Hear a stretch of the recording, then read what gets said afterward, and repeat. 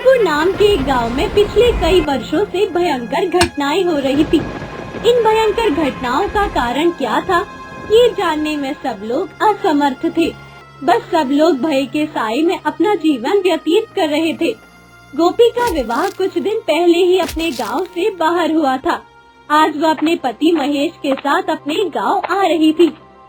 पति महेश, हमें संध्या होने से पहले पहले अपने घर पहुंचना है। यदि अंधकार फैल गया तो बहुत ही बड़ी मुश्किल में आ जाएंगे हम। महेश गोपी की बात सुनकर उसकी ओर देखने लगा। क्या हो गया गोपी? यदि थोड़ी देर भी हो गई तो इसमें क्या हो जाएगा? हम अपनी पूरी कोशिश तो कर ही रहे हैं। यदि रास्ते में गाड़ी खराब ना होती तो हम लोग संध्या से पहले ही गांव में पहुंच जाते।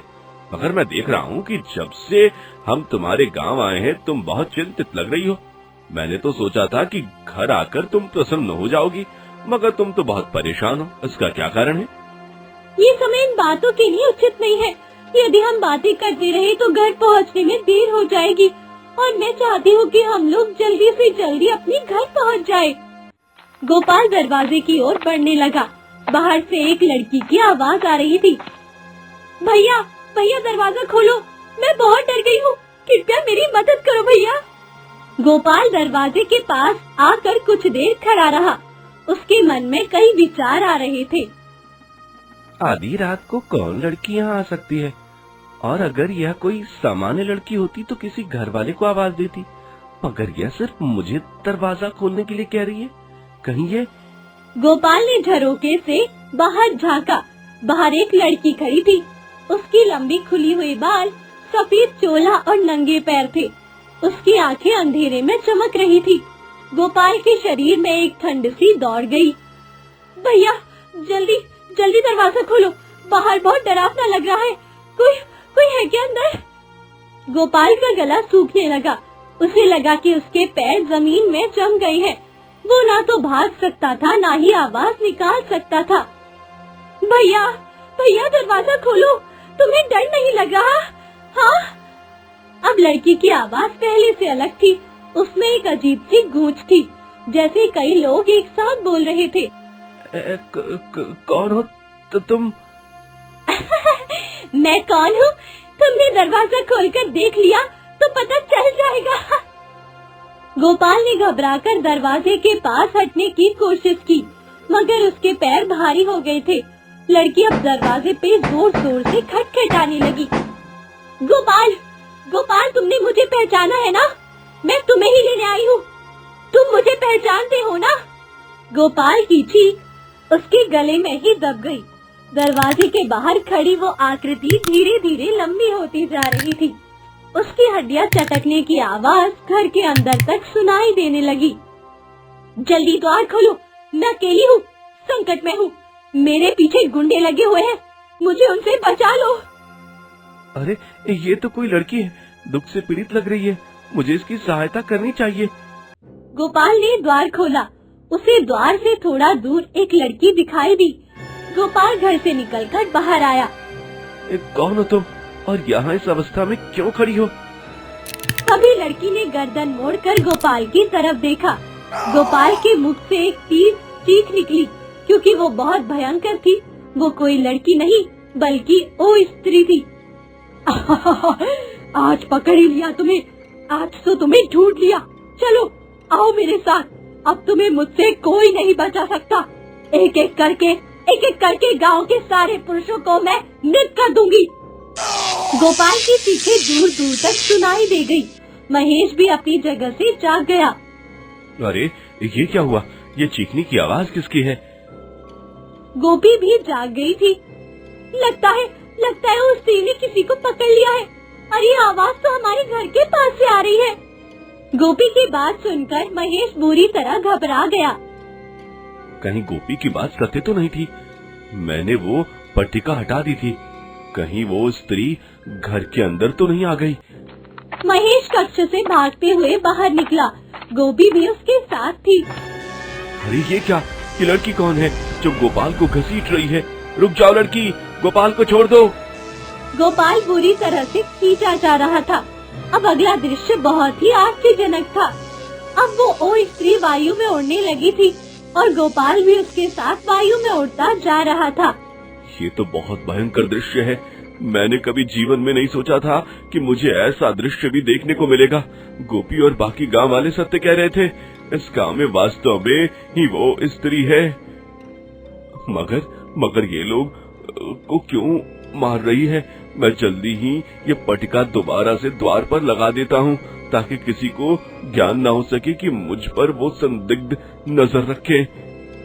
महेश ने जल्दी से पटिका उठाकर द्वार के ऊपर स्थापित कर दी, मगर उसके हृदय में पश्चाताप था कि उसकी गलती की वजह से गोपाल को वो स्त्री अपने साथ ले गई। अब पता नहीं वो वापस आएगा भी या नहीं। मेरा पुत्र मुझसे वियोग हो गया। ये वो स्त्री कितने ही बालकों को उनकी माताओं से अलग कर चुकी है। पता नहीं ये संकट इस गांव में क्यों अघटित हो गया। कितने परिवारों का विनाश करेगी ये। मैं ये पता लगा कर रहूंगा कि यह वो स्त्री कौन है। यह जन के साथ अन्याय क्यों कर रही है। महेश ने गांव में कितने ही व्यक्तियों से प्रश्न किया, मगर उसे कोई भी संतोषजनक उत्तर नहीं दे सका।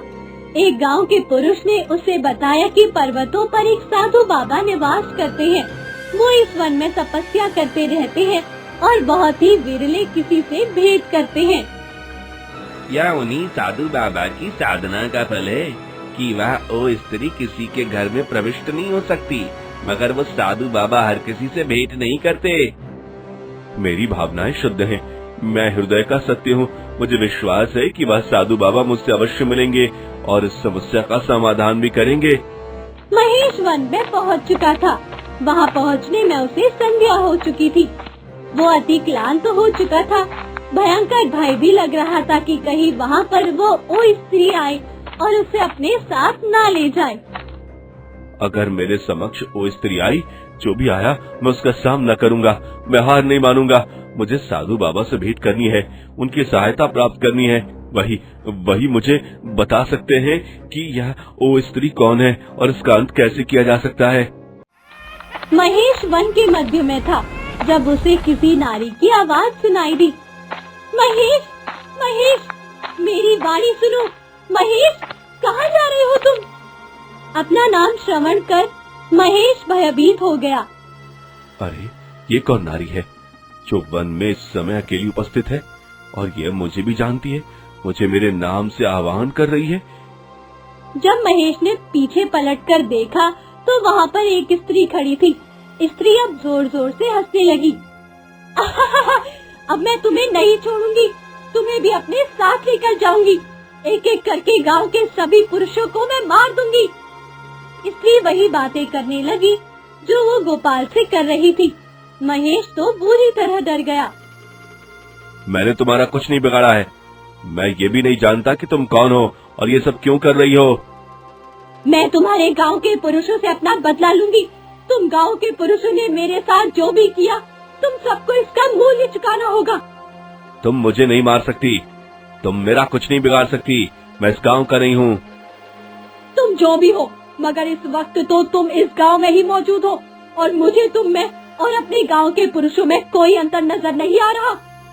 स्त्री ने महेश को हाथ से पकड़ा और एक तरफ खींचने लगी।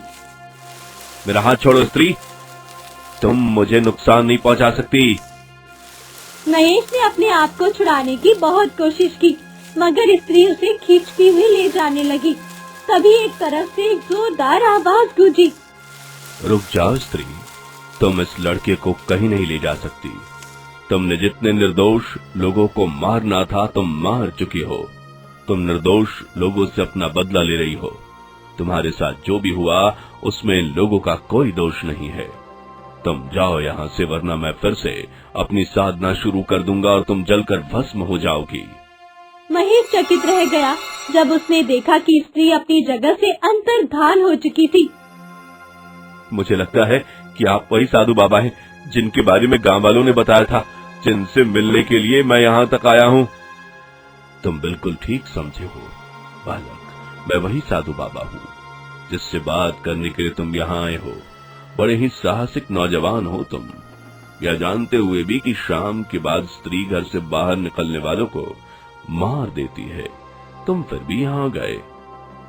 मेरे मन पर बोझ था। मेरी वजह से एक निर्दोष व्यक्ति संसार से चला गया। मुझे लगता है कि सब में ही मैं ही दोषी हूँ। तुम क्या कहना चाहते हो? खुलकर बताओ मुझे। महेश ने सारी बात उन्हें बता दी तो बाबा चिंतित पड़ गए। जो भी हुआ है इसमें तुम्हारा दोष तो माना जाएगा, क्योंकि तुमने दरवाजे के ऊपर से वो बोर्ड हटाकर बहुत बड़ी गलती की।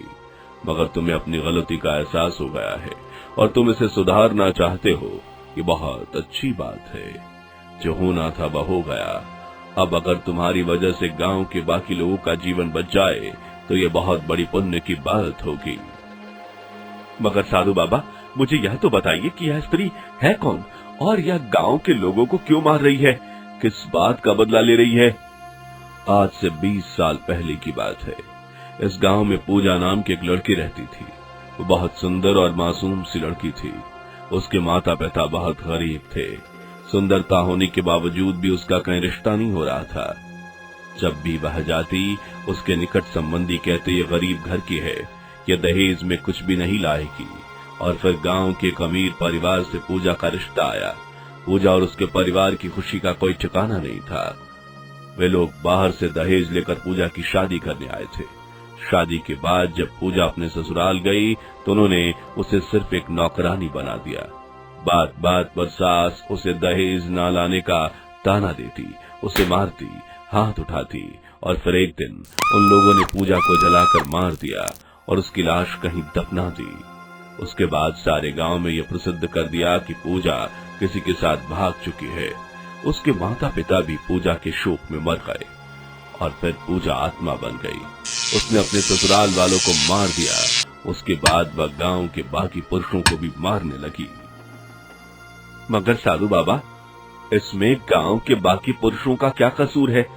वह गांव के बाकी पुरुषों को क्यों मारने लगी? क्योंकि जिस रात पूजा के पति ने उसे आग में जलाकर मार दिया था, उस दिन उसकी चीख दूर दूर तक सुनाई गई। मगर उसके ससुराल वाले बहुत अमीर थे, इसलिए कोई भी पूजा को छुड़ाने के लिए उसके घर में नहीं गया। और जब पूजा को जलाकर मार दिया गया तब उन लोगों ने यह प्रसिद्ध कर दिया कि पूजा घर से भाग गई है। तब भी गांव के लोग शांत रहे। इस बात पर पूजा को बहुत क्रोध आया। उसे लगा कि किसी ने भी उसके लिए आवाज नहीं उठाई। इसी वजह से वो गांव के पुरुषों से बदला ले रही है। अगर उस दिन गांव के सभी पुरुष मिलकर उसके ससुराल वालों के खिलाफ खड़े हो जाते तो पूजा बच जाती। पूजा के साथ तो बहुत अन्याय हुआ है, बहुत गलत हुआ है। मगर जो वो कर रही है ये भी तो गलत है। वह गांव के लोगों को मार रही है। उसे ऐसा नहीं करना चाहिए। अब आप मुझे यह बताइए कि पूजा को इन सब से कैसे रोका जाए? वह अपने हत्यारों को सजा दे चुकी है। अब वह क्या चाहती है? कोई भी नहीं जानता पूजा की लाश कहाँ दफनाई गई। जिस दिन उसकी लाश मिल गई तो उसके अंतिम संस्कार करके उसे जला दिया जाएगा और उसकी अस्थि को पानी में विसर्जित कर दिया जाएगा। उसके बाद पूजा की आत्मा का साया इस गांव से हमेशा के लिए हट जाएगा। साधु बाबा, यह काम तो बहुत आसान है, तो फिर यह काम आपने क्यों नहीं किया? यह काम कोई नौजवान बहादुर व्यक्ति ही कर सकता है। उस व्यक्ति में एक विशेष गुण होना चाहिए। वह अमावस्या की रात में जन्मा हो और एक हाथ में 7वें संख्या में पैदा हुआ हो। मैं पूजा की आत्मा को मुक्ति दिलाऊंगा। मैं यह विधि करूंगा, चाहे कितनी ही मुश्किल क्यों ना हो। मैं गांव के लोगों को उससे मुक्ति दिलाऊंगा। मेरे मन पर बोझ है, उस तरीके से वो बोझ हट जाएगा। साधु बाबा फिर महेश को अपने साथ एक घर में लेकर आ गए थे। यह वो घर है जहाँ पूजा को जलाकर मार दिया गया था। इसी घर में कहीं पर उसकी लाश दफन है। अब तो उसकी अस्थियां एक ढांचे के रूप में बदल चुकी होंगी।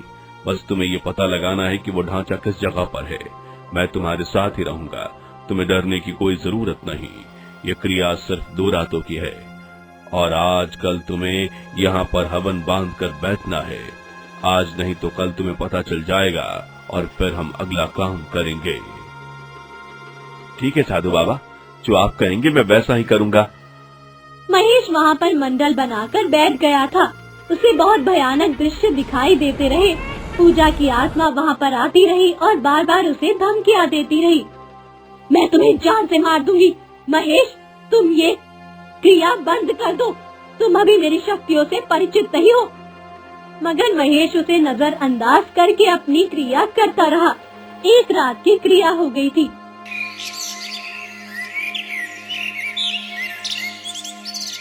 दूसरी रात फिर साधु बाबा महेश को लेकर उस घर में आए।